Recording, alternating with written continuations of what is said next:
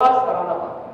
जनता पहले से तैयार बैठी थी और अंततः यहां से आपने भारी बहुमत से साक्षी जी महाराज को चुनाव जिता करके भेजा। मैं इसके लिए आप सबका हृदय से आभार व्यक्त करता हूं और आप सबके प्रति धन्यवाद ज्ञापित करने के लिए मैं आज आपके बीच यहां पर उपस्थित हुआ हूं। बीच बीच में कार्यक्रम का हमारा बनता रहा कि हम लोग अब चलेंगे तब चलेंगे, लेकिन पिछले 6 महीनों से तो हम लोग केवल कोरोना से जूझ रहे हैं और उसके लिए व्यवस्था करना, वहां से लोगों को बचाना, नए नए कोविड हॉस्पिटल का निर्माण करना, 40 लाख से अधिक तो प्रदेश के अंदर प्रवासी कामगार और श्रमिकाएं, इन कामगार और श्रमिकों को सुरक्षित स्थिति में उनके घरों तक पहुंचाना। और उन्नाव के अंदर तो प्रवासी कामगार और श्रमिकों ने एक इतिहास ही लिख दिया था। वे बेचारे जहां आजीविका कमाते थे वहां से भले ही उनको पलायन करना पड़ा हो, लेकिन जब हमने उन्हें यहां क्वारंटीन सेंटर में रखा तो जिस विद्यालय में थे उस विद्यालय का उन्होंने रंग रोगन करके ऐसा आदर्श विद्यालय बना दिया कि प्रधानमंत्री जी ने भी अपने मन की बात में उसका उल्लेख किया। मैं उन सभी प्रवासी कामगार श्रमिकों का भी हृदय से अभिनंदन करूंगा जिन्होंने अपनी हुनर का परिचय संकट के समय देने में भी कोई कोताही नहीं बरती। और स्वाभाविक रूप से उन्नाव तो इसके लिए जग विख्यात है। उन्नाव क्रांतिकारियों की धरती भी है और साहित्यकारों की धरती भी है। आखिर चंद्रशेखर आजाद तो देश को उन्नाव की धरती ने ही दिया था।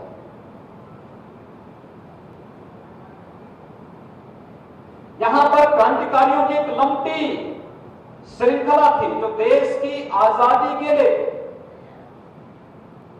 अपना सर्वस्व निछावर करने को सदैव तैयार रहते थे और चंद्रशेखर आजाद उस श्रृंखला के एक सिरमौर थे।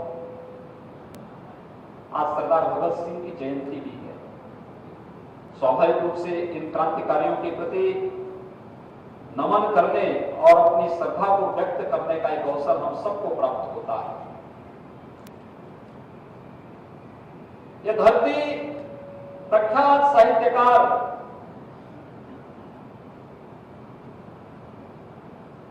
त्रिपाठी जी की भी धरती है। पिछली बार आप लोग आए थे और माननीय अध्यक्ष विधानसभा जी ने, वे स्वयं भी एक साहित्यकार हैं। वे पहले क्रांतिकारी थे, बाद में साहित्यकार बन गए और अब विधानसभा के अध्यक्ष हैं।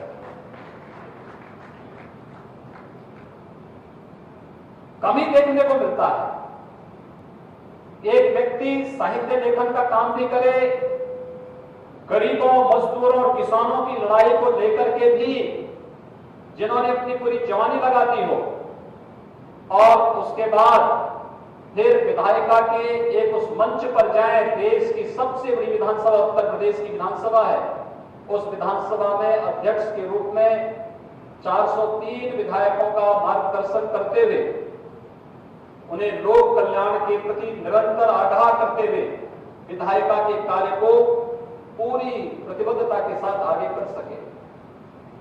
आपने देखा होगा पिछले वर्ष उत्तर प्रदेश विधानसभा ने कुछ विशेष सत्र चलाए थे। एक सत्र तो हमारा तब चला था जो लगातार 36 घंटों तक चलता रहा और 36 घंटों तक चलने वाला वह सत्र सामान्य सत्र नहीं था। वह कोई ऐसा सत्र नहीं था जहां पर कोई व्यक्ति केवल अपनी बात कर रहा हो या कुछ भी बोल रहा हो। वह प्रदेश की गरीबी, प्रदेश में बेहतर स्वास्थ्य सुविधा, प्रदेश में उच्च स्तरीय शिक्षण संस्थानों की स्थापना, प्रदेश में बुनियादी सुविधाओं का जाल कैसे बिछाया जा सके, प्रदेश में रोजगार सृजन के लिए क्या हमें कार्यक्रम आगे बढ़ाने हैं, इन सबको लेकर के था। और उन्होंने अपना पूरा समय दिया। 36 घंटों तक विधानसभा का सत्र चलता रहा और सभी मान्य विधायकगण अपनी अपनी बात को, अपने अपने अनुभव को विधानसभा सत्र में बना रखते रहे और फिर सरकार ने उसकी कमेटियों का गठन करके उसको आगे बढ़ाने का कार्य भी किया। प्रदेश में गांधी जी के जयंती 150वीं जयंती पर एक सत्र हम लोगों ने आयोजित किया तो साथ साथ देश के संविधान को अंगीकार करने वाली तिथि के अवसर पर भी हम लोगों ने विशेष सत्र का आयोजन किया था। अनुसूचित जाति जनजाति के लोगों को शासन की सुविधा का लाभ निरंतर मिलता रहे, संविधान का विशेष संशोधन के लिए भी हमने विशेष सत्र का आयोजन विगत वर्ष किया था।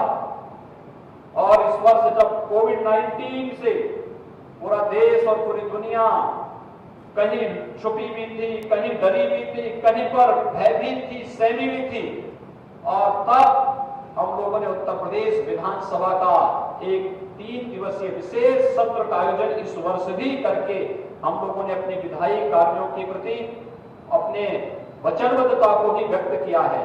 यह भी माननीय अध्यक्ष के नेतृत्व में उत्तर प्रदेश विधानसभा के माध्यम से प्रारंभ हुआ है। और पिछली बार जब हम लोग आए थे तो यहां पर निराला जी के नाम पर भव्य पुस्तकालय के निर्माण की कार्रवाई को आगे बढ़ाने का कार्य रहा हो, या फिर अन्य उसके नाम पर स्मारक आदि बनाने की कार्रवाई को, इस धरती का सौभाग्य है इस प्रकार के साहित्यकार इस धरती पर पैदा हुए हैं। और देश की आजादी के लिए भी जिन महापुरुषों ने अपना योगदान दिया, हम लोगों ने महाराजा सातन पासी का नाम सबने सुना होगा। विदेशी आक्रांता थर्राते थे उनसे, और उस कालखंड में जो लोग भारत के अंदर भारत के मानविंदों पर हमला करने का दुस्साहस की नियत से भारत में आते थे, उस कालखंड में इन लोगों ने समाज को नेतृत्व दिया। सातन पासी उस परंपरा के एक नेतृत्व करता थे। यहां पर सातन पासी थे, लखनऊ में बिजली पासी थे, महाराज सुहेल देव के नेतृत्व में बहराइच और उसके आसपास के क्षेत्रों में जिस प्रकार की लड़ाइयां लड़ी गई थी, 150 वर्षों तक इस देश पर मुगलों को हमला करने का दुस्साहस नहीं कर पाए थे। लेकिन उस सब के बावजूद कुछ लोग प्रदेश की जनता के पैसे से बनने वाले म्यूजियम का नाम ही मुगल म्यूजियम रख रहे थे। मैंने कहा मुगल म्यूजियम नहीं, इसको छत्रपति शिवाजी महाराज के नाम पर रखो। छत्रपति शिवाजी महाराज के नाम पर हम लोगों ने आगरा के इस म्यूजियम का नामकरण कर दिया है। लेकिन सातन पासी जी के नेतृत्व में जो लड़ाई इस देश के अंदर लड़ी जा रही थी, उन्हें जो सम्मान मिलना चाहिए था नहीं मिल पाया। आज हम उस सम्मान को देने के लिए आपके बीच में आए हैं। बागर मऊ से संगीला मार्ग का नामकरण हम लोग महाराजा सातन पासी के नाम पर करेंगे, और इसलिए मैं आज आप सबके बीच में भारत माता के इस महान सपूत को स्मरण करने के लिए, उनके प्रति अपनी श्रद्धांजलि व्यक्त करने के लिए आपके बीच यहां पर उपस्थित हुआ हूं।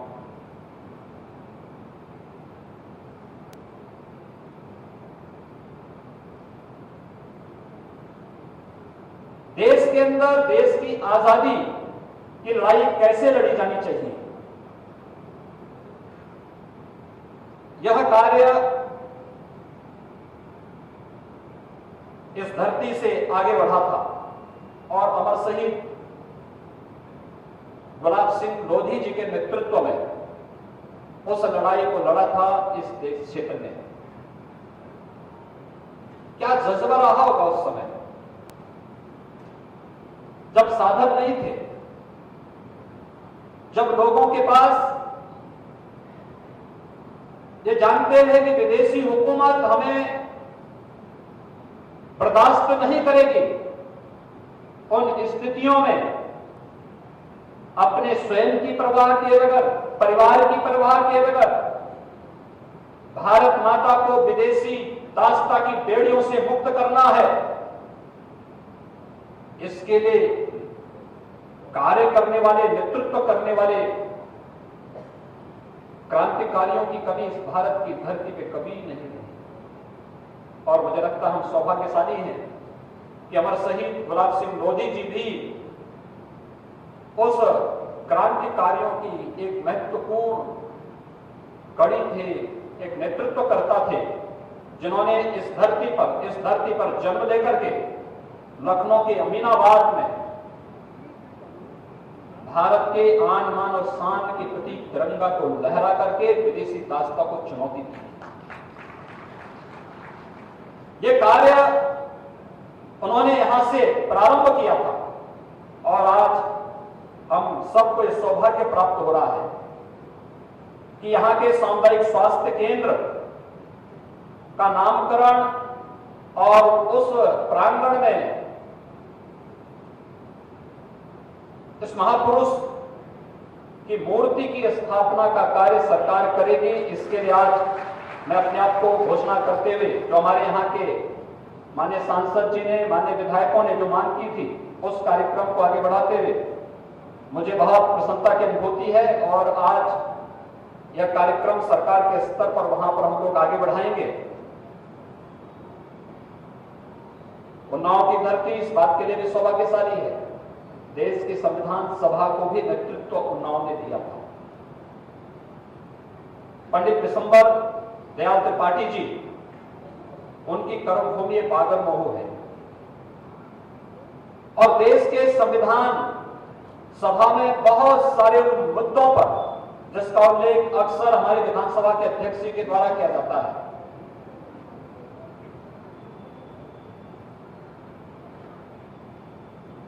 उन्नाव वो एक स्वतंत्रता संग्राम सेनानी थे, लेकिन उन्होंने नेतृत्व यहां से देकर के इस पूरे क्षेत्र को गौरवान्वित किया था। देश की संविधान की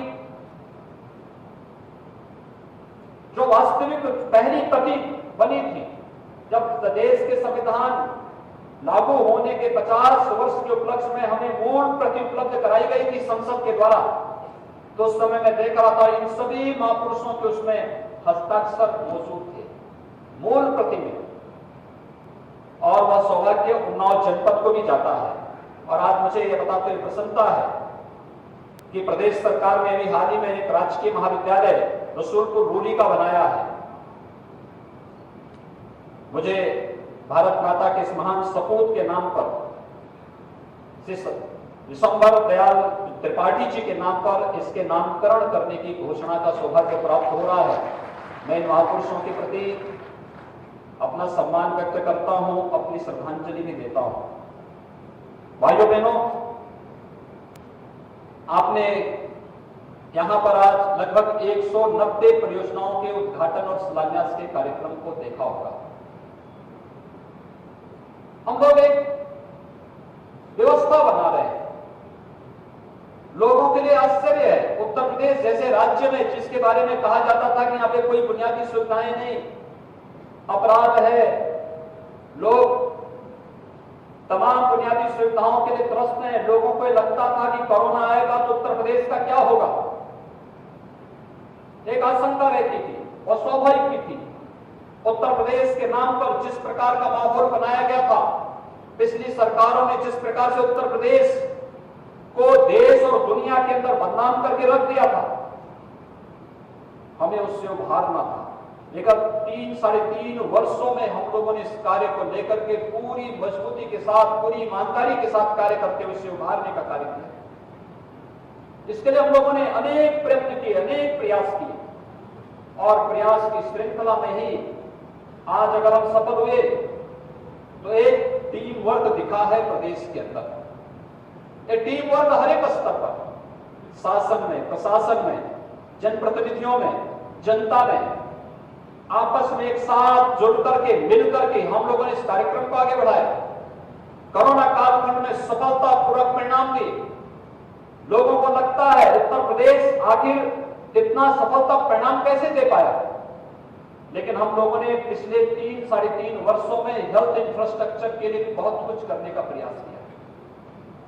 आजादी के बाद प्रदेश में केवल 12 गवर्नमेंट मेडिकल कॉलेज बने थे।